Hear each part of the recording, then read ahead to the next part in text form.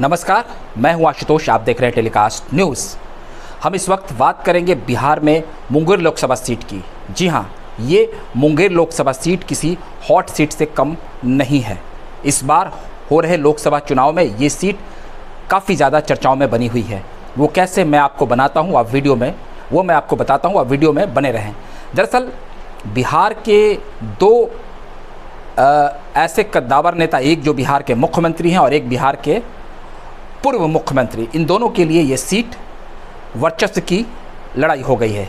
बिहार के मुख्यमंत्री नीतीश कुमार की पार्टी के पूर्व राष्ट्रीय अध्यक्ष ललन सिंह यहाँ से एनडीए के प्रत्याशी हैं, तो वहीं लालू प्रसाद यादव ने बहुत सोच समझकर एक सोची समझी रणनीति के तहत बिहार के एक बाहुबली, जो कि फ़िलहाल 17 वर्ष सज़ा काटकर 2023 में के दिसंबर में जेल से बाहर आए हैं, अशोक महतो, उनकी पत्नी को यहाँ से टिकट दिया है। जी हाँ, बिहार के पूर्व मुख्यमंत्री लालू यादव ने अशोक महतो से कहा कि आप कोई ऐसा उपाय करें, अगर आपकी पत्नी हो तो उन्हें मैं चुनावी रण में उतार सकता हूँ। आपको मैं बता दूँ, 60 साल का ये बाहुबली अशोक महतो अविवाहित था। बहुत सारे जघन्य अपराध का इन पर आरोप है, लेकिन जनता के बीच में एक मसीहा का छवि भी इन्होंने बनाया है। दरअसल अगड़े और पिछड़ों की लड़ाई को लेकर इन्होंने जो वारदात किए उसे वो अपने हक की लड़ाई के तौर पर देखते हैं और कहते हैं कि जनता का हमें बहुत ही साथ मिलता है और जनता हमें संरक्षण देती है, क्योंकि ये हक और ज़मीन की लड़ाई थी।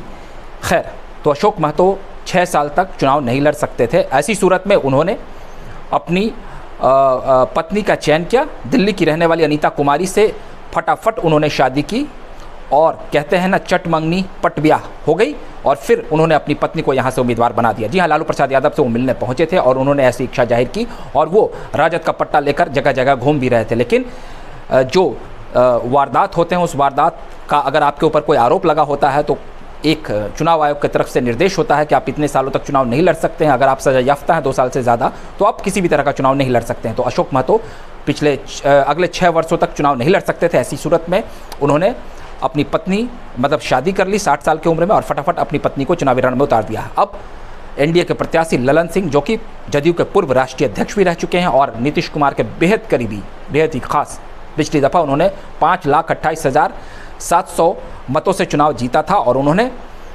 ललन सिंह की पत्नी को चुनाव में हराया था। बहरहाल अब यहाँ का चुनाव काफ़ी रोचक हो गया है।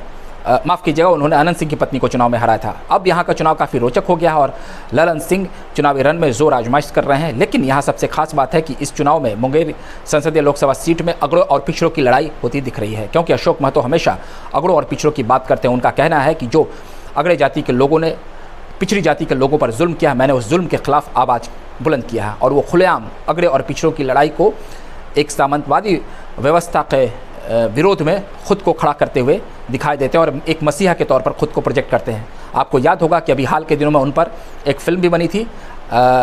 IPS अमित दोहरा ने की किताब पर एक फ़िल्म खाकी बनी थी, जिसको लेकर काफ़ी चर्चाएं बिहार में हुई। अशोक महतो का जो किरदार उस फिल्म में दिखाया गया था।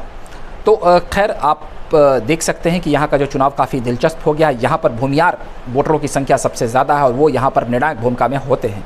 यहाँ की जो चुनावी फ़िज़ा है वो किसी फिल्म से कम नहीं हो रही है, क्योंकि मुख्यमंत्री नीतीश कुमार की ये साख की सीट हो गई है। यहाँ पर प्रधानमंत्री नरेंद्र मोदी भी चुनाव प्रचार कर चुके हैं और उन्होंने कहा कि आप हमारी छवि पर यहाँ पर मतदान करें, वोट दें।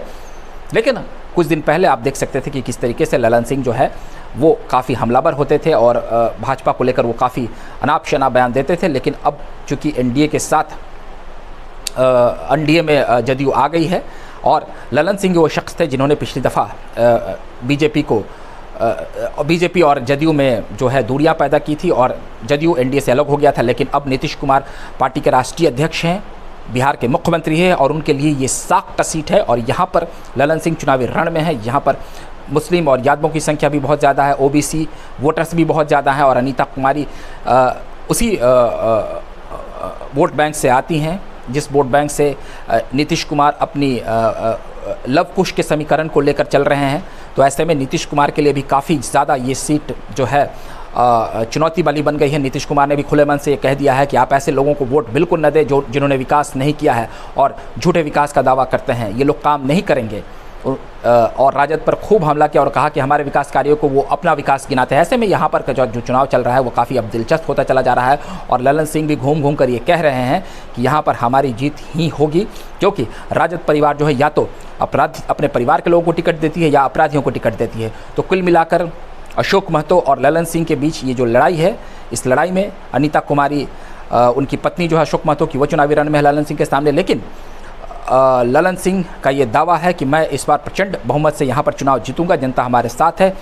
नरेंद्र मोदी ने जिस तरीके से विकास किया और बिहार के मुख्यमंत्री नीतीश कुमार ने जो विकास किया, उस विकास को लेकर जनता यहाँ पर वोट करेगी। बहरहाल आपको हमारा ये वीडियो अच्छा लगा हो तो उसे प्यार दे दें। अगली बार हम फिर नए वीडियो के साथ हाजिर होंगे, तब तक के लिए आप हमें इजाज़त दे दीजिए। बहुत बहुत धन्यवाद।